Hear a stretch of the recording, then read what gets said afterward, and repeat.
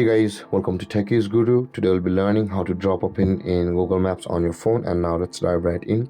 Now to drop a pin in Google Maps, first open up your Google Maps application on your phone. And after opening your Google Maps application, guys, in order to drop a pin in Google Maps, it's very easy.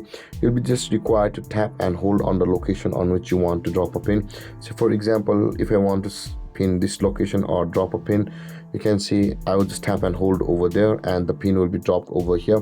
But the problem is, if you want to save that location, the moment we go back or close that interface, that pin won't be available on Google Maps. Now if you want to visit that place later on, you'll be required to save it. So in order to save it, after you have dropped the pin, you'll be required to save it. So let's do that. Let's drop a pin over here by tapping and holding on this location. And when the pin appears, guys, this kind of interface also appears where it says drop pin, and you'll be required to save it. So you can see there's a save button available for us. Tap on save, and you can choose the list or the category of that place where you want, if you want to go, or it's your favorite. And after doing that, tap on the done after saving your category of that place, and you can see, guys, that pin will be available for you under the use section of your account.